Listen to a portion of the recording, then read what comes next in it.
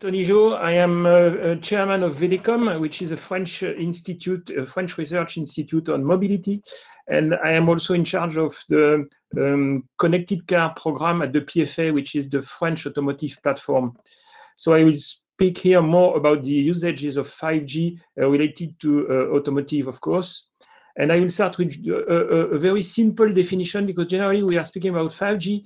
And when we think, what is 5G? 5G is a system related to network, to telecom network, enabled to transport voice and data. But for car application, it's not only that.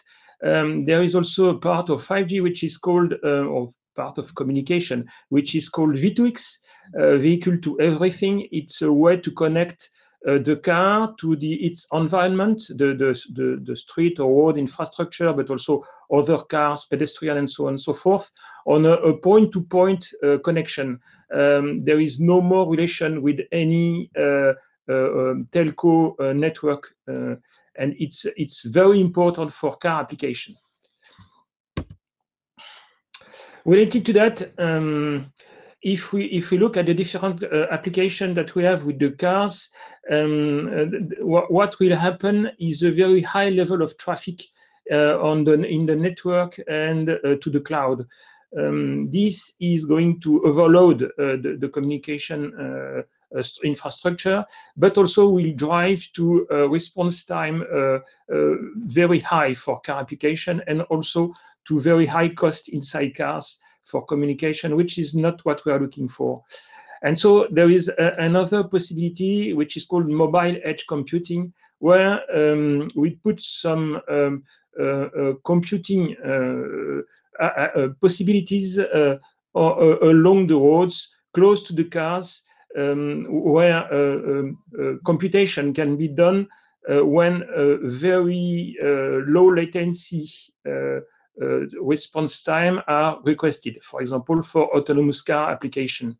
This is also reducing the cost of what we embed inside vehicles, because as we can offload in these mobile edge computing devices computation, we can reduce the cost of what we embed inside the cars, and we can offer services to the cars even with cars less equipped than the, let's say, targeted one.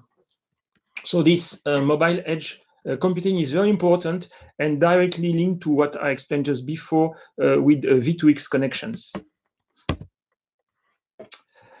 One very important topic for the automotive industry is where to put what I can say the intelligence of our functions. Functions are spread between a part of inside the car, a part in the cloud, and as I explained just before, also in the mobile edge computing.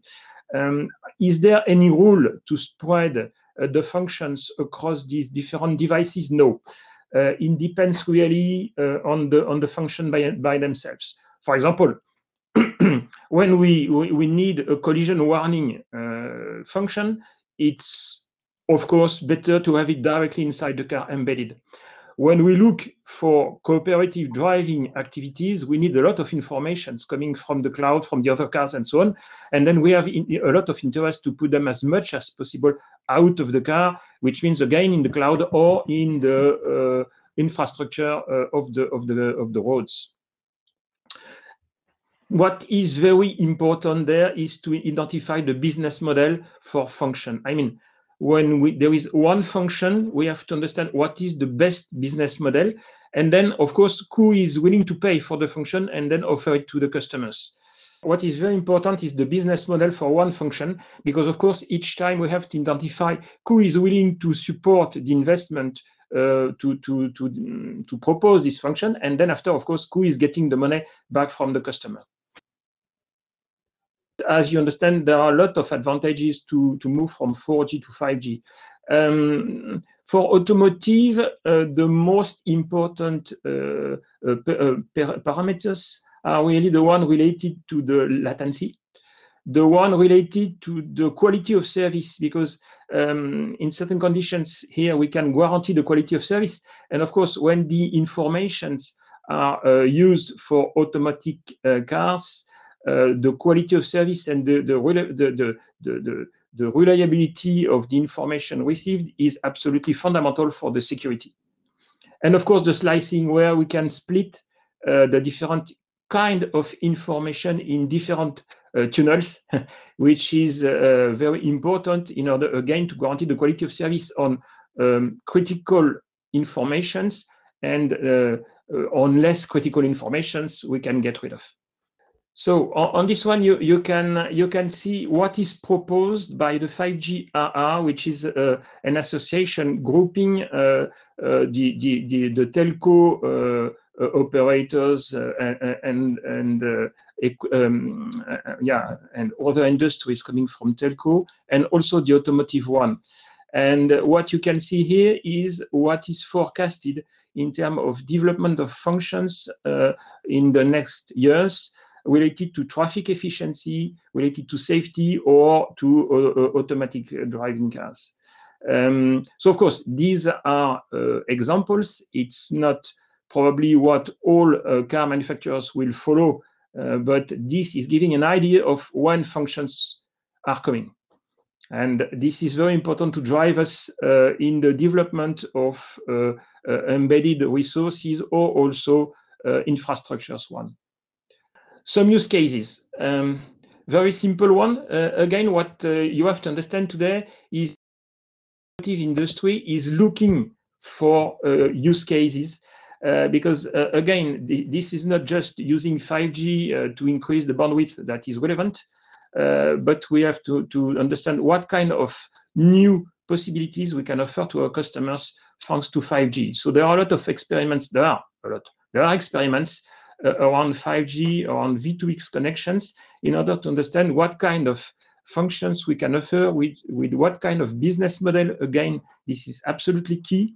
And of course, this is running around automatic cars. I guess this is really the key element for what we can do with 5G in automotive.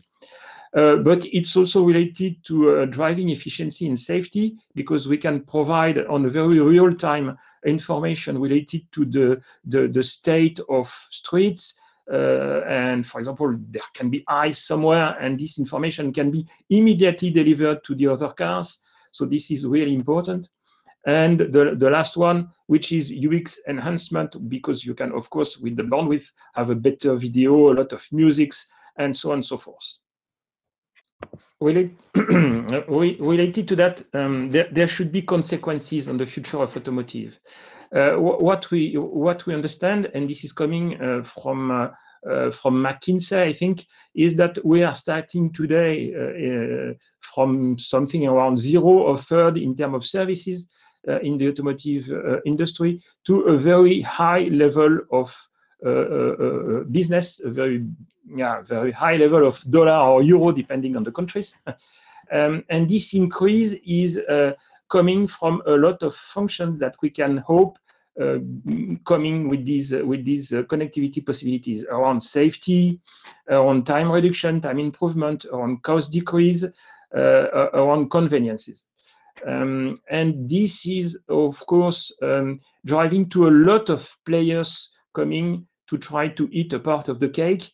Of course, the traditional one in the automotive industry, but also the high-tech giants. Everyone is knowing what Google, Apple, or other Chinese bats are trying to do there. It's a lot of startups are coming around the usage of data, what we can do, what we can offer again. The last point, all this has to be protected. So RGPD is helping us to protect the persons, but we also have to be very, very efficient to protect against cyber attack, because as we are increasing the capacities and the connectivity possibility of the car, we have to deliver a very safe environment to our customers, because again, in the automotive industry, safety is absolutely key. Thank you.